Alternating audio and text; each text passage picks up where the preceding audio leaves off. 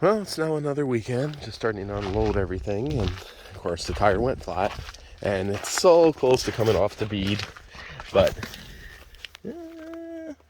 no, maybe not that bad. But I guess she was going a little low.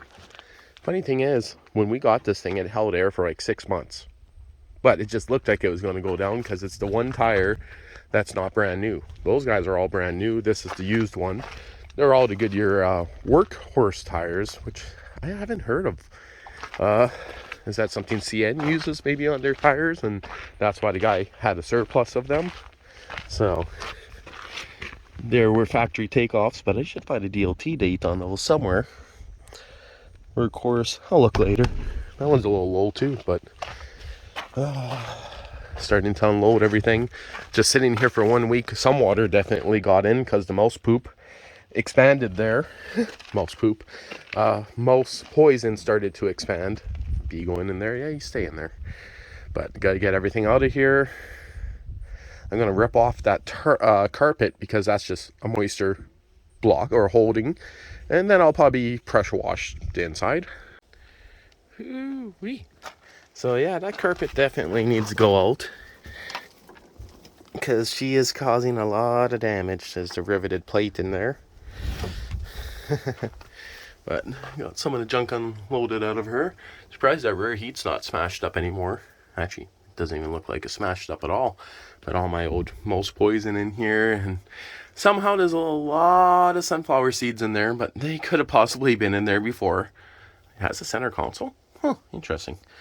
But yeah, I gotta get all this ripped out now. It's riveted into place in spots. So same rivets you used on this, which is interesting. But got all the parts out here to go through them. So again, this is a 3B head on here, so it wasn't the right head that the guy put on it. The old rad airbox switch is crunched, but that makes sense when the hood got crunched. This alternator slash pump used to be seized up, now it spins. Huh, I guess just letting it sit. Weird, hey? It's a factory toolbox or tool bag, I think. There's the jack handles and everything here. But there's a couple nuts and bolts in here too. Oh, look at that engine mount. Yep, that is an engine mount. That's kind of important. Yeah. This is for the glow plugs. I know what that is. That's the rail that goes across your glow plugs, which actually isn't in it right now, but that would go across there. So that's a good bonus to have that. I wonder if any of these actually have Toyota written on them, or if they're just Toyota. Yep, it does have Toyota written on them. So that's kind of cool. Have to go through that a little bit better, see what's in here. Lots of old wiring harness chunks. That is for the alternator. That is an alternator plug, which is the same as this one. So, yep. So you can see where it unbolted. I guess maybe that's a common issue. It's hose clamps. A rubber door seal, which seen better days. I probably threw that in there. There's a couple other random plugs in here. Some of this you could see was most likely inside wiring. Now, hard to say. This isn't from it, but it was in there. Now, when I got this, I thought there originally was 2 intakes, but it looks like I only have 1. So did I misplace one? So I got to go back on my video and see if I had a different intake. I also thought there was a piston here somewhere, but I think I brought that inside. But what I'm going to do now is start vacuuming her out, get all the rusting flake out of here. I just got all the carpet out of her, and wow, this was literally sitting here piled up, and that's all. Wood only came from this corner right here, so it's just thrown from that side because there wasn't any on that side. That side's pretty rusty. The whole pan needs to be changed there, but looks solid up top there. But wow, that's so much. This side here has some good rust. Who knows what it looks like under the gas tank, but I just noticed this whole chunk. Oh, I'm surprised there's no rust under there. Look at that, hey? Right into the garbage bucket. Yep. Oh, that's awesome that there's no rust up in here. See, where I'm worried about rust is from this point to that point. So this piece is on pretty good. What's it on? Frame. Ooh, it's a little crusty. Pretty sure that's not original. This piece is on here pretty tight, but it's cracked, so that'll have to come off. This is for the rear heater.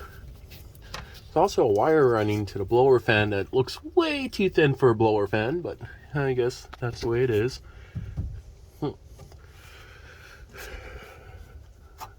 That will have to come off. Now, what I'm going to do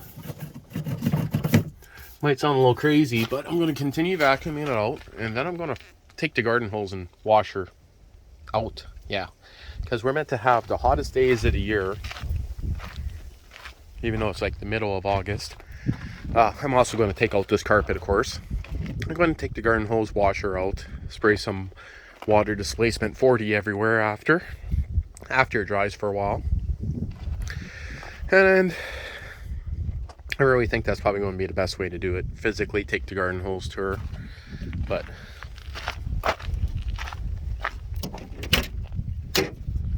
this side here is a little rustier, a little crustier.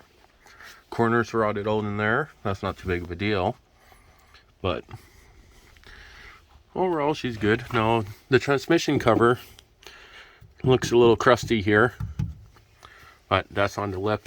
That could be fixed easy enough. Well, I'm taking a quick peek under her. So there's a random hanger there and a couple random wires that are disconnected underneath. But you guys see there's still factory undercoating. And check that out, white paint. Huh. Look at that.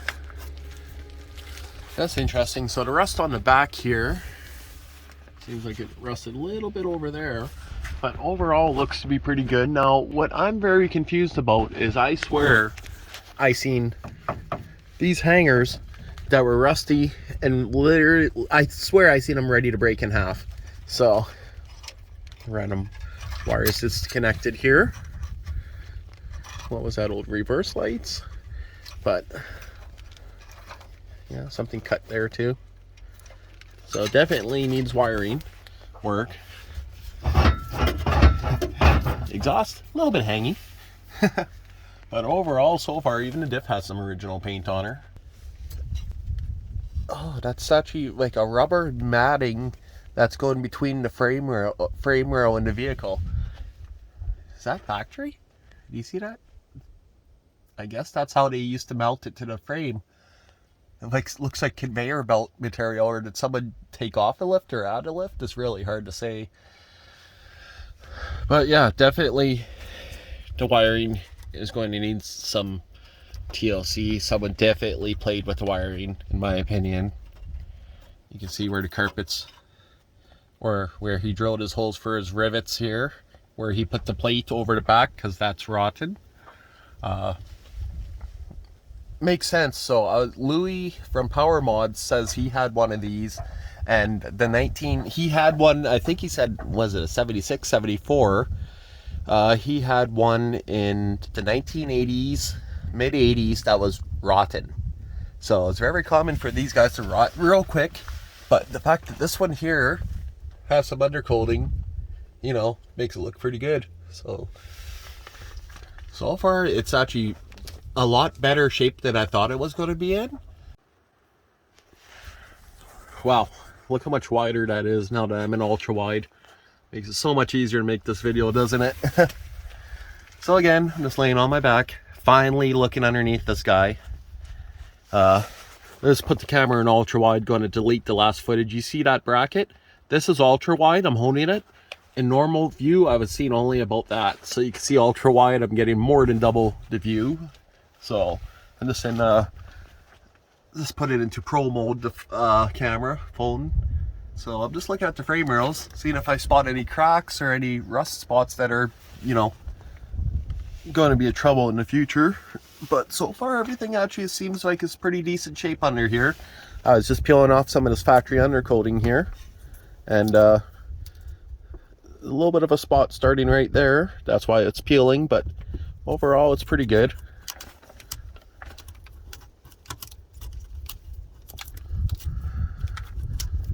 Just kind of getting an idea what I'm going to be in for when I remove his rivets here, because that's where he put in that plate, riveted it in. Ooh. So he said something along the lines of putting shocks on there. Those are, what are those?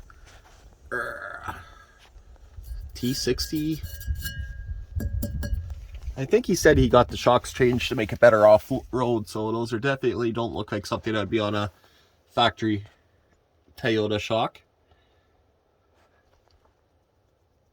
So definitely not going to run them. But now it's hard to see anything way up there. So far everything over here is doing pretty good.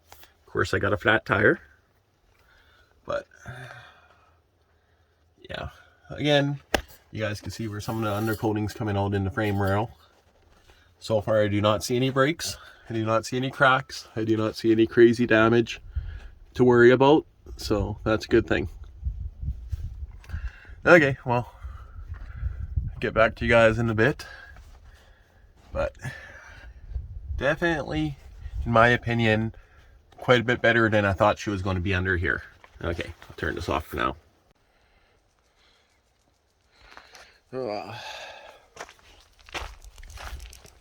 Maybe I'll come take a look under it over on this side. Okay, again, just checking stuff out here. Huh. That's an interesting. A ground wire. Some wire connectors up there. Some of the wires are broken, I see that. There's another broken wire up there. Front diff's leaking. But that could be where I sprayed oil, but no, that front diff is definitely leaking. Is that from the pinion seal? Possibly. There's only 2 bolts in the front drive shaft. Yeah. And yeah, she's just quickly ratchet strapped in here, and that ratchet strap looks like she's getting a little dated, so I really don't think I want to stick my head under there too much. But what I'm doing right now is looking over the frame rails. So far they're looking to be in pretty decent shape. As for the floor over here, yeah, she needs some TLC, that's for sure. Emissions control, water separator tank, I don't know what the hell that thing is. I know I looked it up online, someone mentioned what it was, because I was wondering before, but I don't know if that's a water separator attachment or what that is, but it's probably something for the vacuum canister, maybe. Yeah, it could be for the vacuum canister, because this has a vacuum pump. That's most likely what it is. But overall, again, it's kind of in better shape than I thought for a Manitoba vehicle. Normally they rot out really, really fast. And this one here, of course, has been sitting for quite some time. And it's going to be one hell of a good project. So, but overall, the frame rails are actually better shape than I thought. You guys could see there was some undercoating here. This is bare metal, painted black metal underneath there. So, but it looks like the rest of the frame, most of the undercoating came off, which makes sense. The guy was using it as, again, an off-road vehicle. But my ideas now, looking at how the body looks, I think the only way to properly salvage the body is going to be to remove it from the chassis, because the whole thing needs to be gone over. I was also looking at the idea of possibly getting a whole new tub for her, or aluminum one, but to be honest, this is probably going to cost more than I want to put into this, but you never know. Okay. Turn this off for a while now. I'm going to remove this carpet and go from there. This piece just came right off. Maybe I should almost keep that to kind of see how it's meant to look, but that guy used to sit just like that. I mean, it would be a great template to show me where to put that stuff back. But to be honest, I'll probably use a Dynamat material instead of this, because I mean, I don't think I want to start putting that tar shit back on her. But yeah, natural shift boots in good shape still. This one, not so much. It almost looks like it's an aftermarket one. I'm not too sure, but ooh, there's some old spoop in there. I better vacuum that up. Well, this took off their repair panels from the 1980s, and surprisingly, you can see here's the lip right here where that panel used to go up to, and it's getting a little thin up in here, but overall I thought it would be rusted all the way to the back there, but even up front there she looks pretty good. Yeah, it's definitely has its share of rust, but I'm pretty sure that should be pretty easy to fix. I just got to decide now if I want to buy the patch panel for the back, make it, and go from there pretty much. But yeah, not too bad, hey? Whew. So the only other thing I'm going to do on her is I'm going to put some conditioner on the dash, stuff like that. Going to get some spray up here on the floors. I just ran out of what I had left. What I did for now is that's the same stuff I sprayed on the outside, but I just sprayed down the whole back here. The reason why is that's lower where the motor sat, and this back door doesn't close the best, especially not with that open now. It doesn't have a bottom latch. I did get it so it can lock now. I sprayed up underneath all that stuff, anywhere it's rusty, all the way down to behind the seats there. But water lands here, then it's going to go down to the driver's floor under the seat. The idea is this is going to sit outside. It's going to get water in it, so used up. I had half a can, well used back here. I did forget a couple little spots there, but I mean, I am definitely going to spray some more on her. This was all coated last year, but the driver's side floor here, you see even some sprayed all the way down into here from all the way back there. Not sure how well that's showing up, but that stuff does clean off fairly easy, so I'm not too worried about it. A little bit of brake clean or foaming engine cleaner, you can wash it off. It's pretty tricky to get off, but it does come off. And you can see this is all from last year where I sprayed all this down last year. But basically, I need to do all that again. Then she could sit a little bit longer. And the reason why it's sitting outside is, of course, I had to take down the tent shed. The idea is I'm going to put it probably into that corner, or it's going to sit up on top over there, or just in front of the shed. I'm not too sure. And it'll sit there until I get the garage built, and then I'll drag it into the garage. Got that carpet out, of course. Just got bolt back in the heater. And then I realized I just sprayed everything down. I gotta go get more of that spray and start going over some of this stuff. I sprayed down the cylinder head, but now I gotta wipe that all clean because I gotta take out the injectors, disassemble, test them. Modified bottle jack injector tester, that's kind of what I use. So a bunch of other stuff I got to go through, but you can see I coated all this shit before I let it store last year. A lot of it I didn't coat, but yeah, so much junk to go through. The idea now is I'm going to throw all this back in. It's all going to be coated, push her in a corner, most likely tarp it, even though I heard and had some issues with tarping vehicles before, but we'll see. Okay, it's kind of dark out today. Yeah. Let's see here. That probably looks better now, so you guys can see. Yep. Nope. I take that back. Trying to see where you guys can see how bad it is. It's a little bit bad, but at the same time, adjust it so you can see in the background there now. See up close in the light. Man, my hand's all slippery now from using all that shit on it, but definitely has rust. But she'll be good in a bit. I gotta turn that back on auto. It's going to make it a little bit easier. So do that in a bit. But yeah, I know I'm just kind of blabbing on here, but the idea of this is I can look to what panels I need to order, what panels I'm going to build. Now, I'm kind of thinking, this is toast. Maybe I'll just unbolt the roll cage, weld a plate across there. But changing whole panels, I could always do that later. So I'm still deciding, do I just want to hillbilly up patch it, or do I want to actually fix it right? Do I want this to be a street legal vehicle, or the original plan was strictly a hunting buggy / off-road buggy with the dune buggy frame? I'm still deciding how much work, how much money, what I want to do with this guy. Do I want to do it proper, remove the cab? Cab's so easy to come off this guy. Like, the whole top comes off there. It's like a Jeep. Really still deciding. I don't know.